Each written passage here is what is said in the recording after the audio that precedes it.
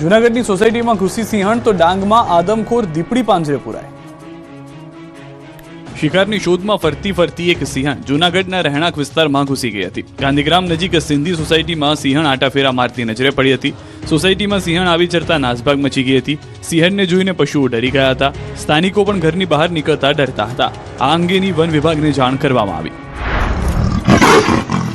પાંજરામાં ઘુરકિયા મારતી દીપડીના દ્રશ્યો છે ડાંગના। શામગહાન રેન્જના લહાન માળુંગા ગામે દીપડીએ પશુપાલક પર હુમલો કર્યો, જેથી આ વિસ્તારમાં રીતસરની દહેશત ફેલાઈ। લોકો ખેતરે જતા પણ ડરી રહ્યા હતા। આ અંગેની ફરિયાદ કરતા વન વિભાગે દીપડીને પકડવા માટે પાંજરા ગોઠવ્યા। અંતે પશુપાલક પર હુમલો કરનાર આશરે 1.5 વર્ષીય દીપડી પાંજરે પુરાઈ। આદમખોર દીપડી પાંજરે પુરાતા ગ્રામજનોએ રાહતનો શ્વાસ લીધો। પાટણમાં પશુઓના વાડામાં સરકારી અનાજ પકડાયું। પાણીપુરી બનાવવા માટે સડેલા બટેકાનો કરાયો નાશ।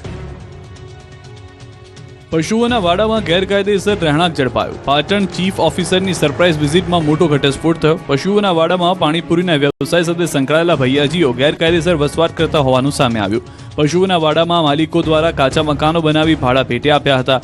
પાણીપુરી બનાવતા ભૈયાજીઓ પાસેથી સરકારી ખાદ્ય વસ્તુનો જથ્થો પણ ઝડપાયો।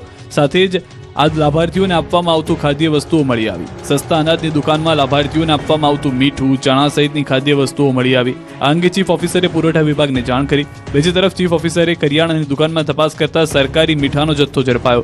પાણીપુરી માટે વપરાતા બટેકા પણ સડેલા મળી આવ્યા। મોટી માત્રામાં સડેલા બટેકાનો નાશ કરવામાં આવ્યો। વલસાડમાં 200થી વધુ આમ આદમી પાર્ટીના કાર્યકરો ભાજપમાં જોડાયા। સ્થાનિક સ્વરાજની ચૂંટણી પહેલા વલસાડ જિલ્લામાં આમ આદમી પાર્ટીમાં મોટું ગાબડું પડ્યું છે। વલસાડ જિલ્લાના ફલધરા ગામમાં મોટી સંખ્યામાં આમ આદમી પાર્ટીના કાર્યકર્તાઓ ભાજપમાં જોડાયા। ફલધરામાં વલસાડ ડાંગના સાંસદ ધવલ પટેલ અને ગુજરાત ભાજપના પ્રદેશ ઉપાધ્યક્ષ અરવિંદ પટેલની હાજરીમાં યોજાયેલા કાર્યક્રમમાં આમ આદમી પાર્ટીના 200થી વધુ કાર્યકર્તાઓ આપ છોડી અને કેસરીઓ ધારણ કર્યો।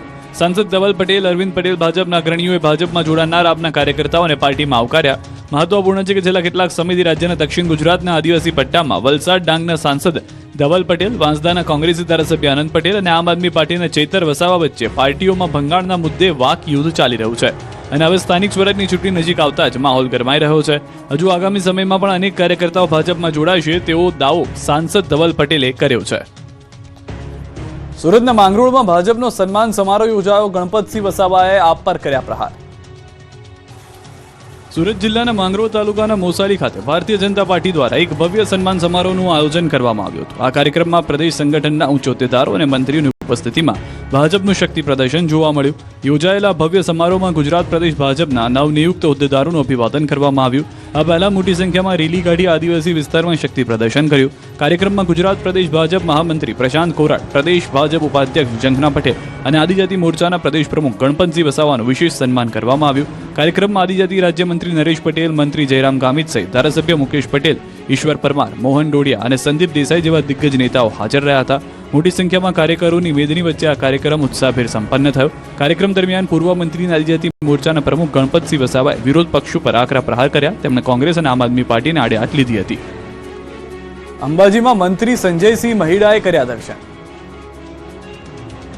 રાજ્યના મહેસૂલ અને પંચાયત ગ્રામ વિકાસ મંત્રી અંબાજીની મુલાકાત લીધી। પંચાયત મંત્રી સંજયસિંહ મહિડાએ શક્તિપીઠ અંબાજી મંદિરે દર્શન કર્યા। પંચાયત મંત્રી સંજયસિંહ મહિડા વડગામ તાલુકાના ડલવાણા ગામે એક સામાજિક કાર્યક્રમમાં હાજરી આપવા આવ્યા હતા।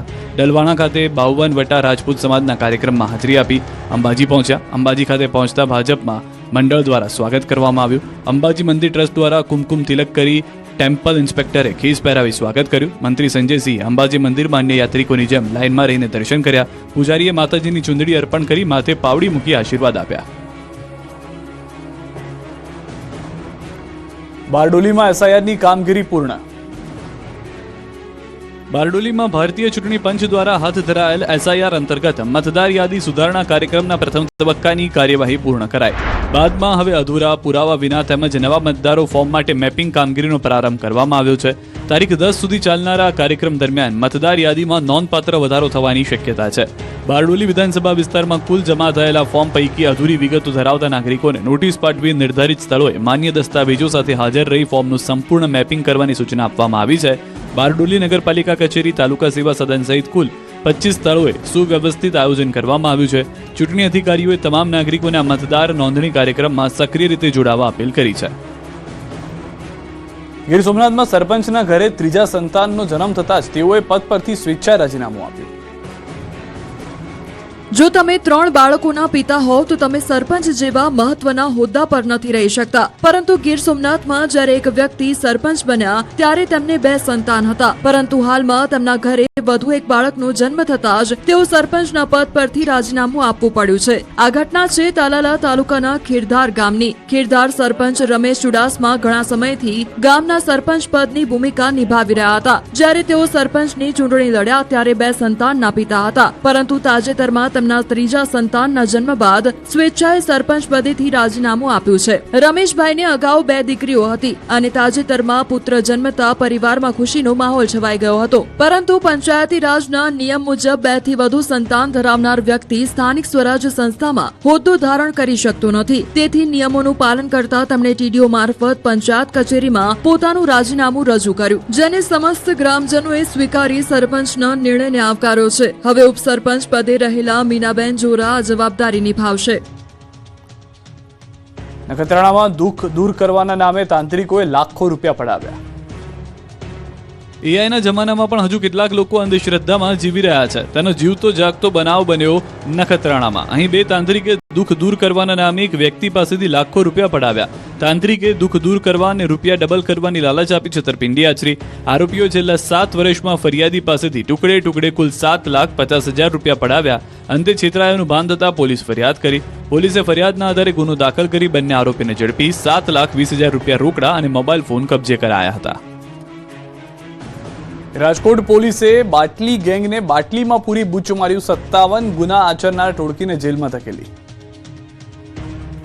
રાજકોટ પોલીસે બાટલી ગેંગને બાટલીમાં પૂરી બૂચ માર્યું. રાજકોટ શહેરમાં આતંક ફેલાવી લોકોમાં ભયનો માહોલ ઉભો કરતી બાટલી ગેંગ સામે ક્રાઇમ બ્રાન્ચ દ્વારા ગુજસી ટોકનો દાખલ કરવામાં આવ્યો છે ગુનો. 14 સાગરીતોની ગેંગ સામે વર્ષ 2016 થી 2025 દરમિયાન ખૂનની કોશિશ, લૂંટ સહિતના 57 ગુના નોંધાઈ ચૂક્યા છે. 11 શખ્સને પોલીસે પકડી પાડ્યા છે. 4 આરોપીઓ પકડવાના બાકી છે. આ ગેંગ રીલનગર અને રૂખડિયાપરામાં એક્ટિવ હતી. આ ગેંગ છેલ્લા 10 વર્ષથી સૌરાષ્ટ્રમાં સક્રિય છે. હાલ ગેંગનો મુખ્ય સાવંત ઉર્ફે લાલી સહિત 11 આરોપી પોલીસ સકંજામાં છે અને સાથે જ 3ને પકડવાના બાકી છે. વડોદરાના લાલબાગ બ્રિજ નીચે એક જ કોમના 2 જૂથ વચ્ચે ઘર્ષણ. 2 જૂથ વચ્ચે તલવાર સાથે ઝપાઝપી થતા વિસ્તારમાં અફરાતફરી થઈ ગઈ. સિકલીગર પરિવાર હોવાની પ્રાથમિક માહિતી સામે આવી છે. સમગ્ર ઘટનાના સીસીટીવી ફૂટેજ થયા છે વાયરલ. તલવારબાજી જતા કેટલાક લોકો થયા છે ઇજાગ્રસ્ત. તેઓને હોસ્પિટલમાં સારવાર હેઠળ ખસેડવામાં આવ્યા છે. પોલીસે સમગ્ર મામલે કાયદેસરની કાર્યવાહી હાથ ધરી છે. દ્રશ્યોમાં પણ આપ જોઈ રહ્યા છો, એક જ કોમના 2 જૂથ વચ્ચે ઘર્ષણના જે દ્રશ્યો છે સ્પષ્ટ થઈ રહ્યા છે. લાલબાગ બ્રિજ નીચે તલવાર સાથે ઝપાઝપીના દ્રશ્યો જોવા મળી રહ્યા છે. સિકલીગર પરિવાર